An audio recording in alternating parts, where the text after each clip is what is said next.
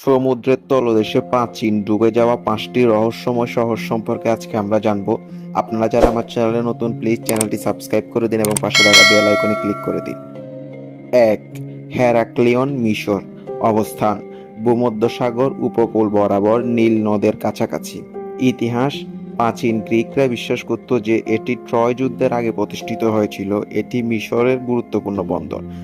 2000 সালে আবিষ্কৃত হয় এই শহরটি ভূমিকম্প ও ভূমি অবনমনের কারণে জলে ডুবে গিয়েছিল। অবশেষে প্রাচীর মন্দির, মূর্তি, স্বর্ণালঙ্কার এবং জাহাজের ধ্বংসাবশেষ পাওয়া যায় এই শহরটিতে। 2. আটলান্টিস। প্লেটোর রচনায় প্রথম এর উল্লেখ পাওয়া যায়, যেখানে এটিকে একটি শক্তিশালী সাম্রাজ্য হিসাবে বর্ণনা করা হয়েছে, যা এক রাতের মধ্যেই এক বিশাল প্রাকৃতিক বিপর্যয়ে ডুবে গিয়েছিল। যদিও বাস্তবে এটি কোথাও ছিল বা আদৌ ছিল কিনা তা নিয়ে বিতর্ক আছে, তবে এর সম্ভাব্য অবস্থান হিসাবে মেসো আমেরিকা, অ্যান্টার্কটিকা সহ বিভিন্ন পবিত্র জায়গার কথা বলা আছে। 3.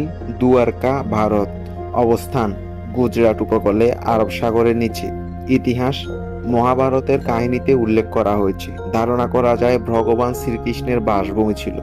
আবিষ্কার: 1980 দশকের সামুদ্রিক প্রত্নতাত্ত্বিক গবেষণা পাওয়া যায়। বিশাল পাথরের দেয়াল, ঘরবাড়ি ও পুরাতন স্থাপত্যের চিহ্ন মিলেছে। সাইট: ভায়া, ইতালি। অবস্থান: নেপলসের উপকূলে, ভূমধ্যসাগরের নিচে। ইতিহাস: এটি ছিল প্রাচীন রোমানদের বিলাসবহুল একটি অবকাশ কেন্দ্র। এটি অগ্নি উৎপাত ও ভূমিকম্পের কারণে নিমজ্জিত হয়। আবিষ্কার: এখানে সুসজ্জিত মোজাইক, স্নানাগার এবং ভিলা পাওয়া গেছে, যা রোমানদের জীবনযাত্রাকে বোঝায়। 5. Yonaguni, Japan. অবস্থান: জাপানের দক্ষিণ রিউকিউ দ্বীপপুঞ্জের কাছে। ইতিহাস: এটি সমুদ্রের নিচে পাথরের একটি বিশাল গঠন। কেউ কেউ মনে করেন এটি প্রাকৃতিক, আবার কেউ বিশ্বাস করেন এটি মানব নির্মিত প্রাচীন শহর। বিষয়বস্তু: 10,000 বছর পুরনো হতে পারে বলে ধারণা করা গেছে। কিভাবে এই রহস্যময় 5টি শহর হারিয়ে গেছে তা বৈজ্ঞানিক তথ্য অনুযায়ী ভূমিকম্প এবং অগ্নি উৎপাত। ভূমিকম্প এবং আগ্নেয়গিরির বিস্ফোরণের ফলে অনেক সময় পানির নিচে চলে গেলে এসব শহর হারিয়ে যেতে পারে। সমুদ্র স্তর বৃদ্ধির কারণ: প্রাচীনকাল থেকেই সমুদ্রের স্তর ধীরে ধীরে বৃদ্ধি পেতে থাকে, যার ফলে কিছু উপকূলীয় শহর পানির নিচে হারিয়ে যায়। যেমন হেরাক্লিয়ান শহরটি ভূগর্ভস্থ জলের কারণে মাটির ক্ষয় এবং সমুদ্র বৃদ্ধির ফলে ডুবে গিয়েছিল।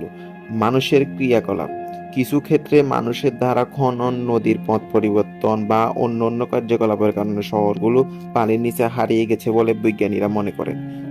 এই ডুবে যাওয়া শহরগুলো থেকে বিজ্ঞানীরা প্রত্নতত্ত্ব বস্তু হিসাবে অনেক সামগ্রী পেয়েছে। 1. মূর্তি ও মন্দির।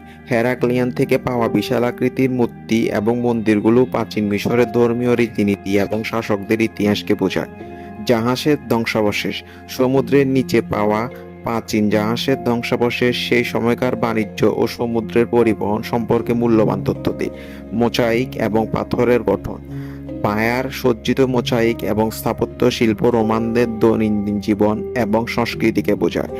ইয়ানোগুনির পাথরের সিঁড়ি: পাথরের স্তর ও সিঁড়ি থেকে ধারণা করা যায় যে এটি মানব নির্মিত হতে পারে, যা একটি উন্নত সভ্যতার চিহ্ন বহন করে। মিথ এবং বাস্তবতার মধ্যে পার্থক্য ও প্রমাণাদি: আটলান্টিসের ক্ষেত্রে পার্থক্য: প্লেটোর বর্ণনাকে মিথস বলে মনে করা হলেও কিছু প্রত্নতাত্ত্বিক গবেষক এটিকে বাস্তব স্থান হিসাবে বিবেচনা করেন এবং এর অস্তিত্ব প্রমাণের চেষ্টা করছে। দুয়ারকা ও মহাভারত: মহাভারতের বর্ণনা মতে দুয়ারকার বাস্তব অস্তিত্ব নিয়ে সন্দেহ থাকলেও পানির নিচে প্রত্নতাত্ত্বিক আবিষ্কারগুলো এবং এর প্রাচীন ইতিহাসের সত্যতাকে কিছুটা সমর্থন করেন। ইয়ানোগনি স্থাপত্য: পাথরের গঠন প্রাকৃতিক অংশ নাকি মানবসৃষ্ট তা নিয়ে বিতর্ক রয়েছে। বিজ্ঞানীরা এই প্রাকৃতিক গঠন বললে কিছু গবেষক মনে করেন এটি একটি প্রাচীন সভ্যতার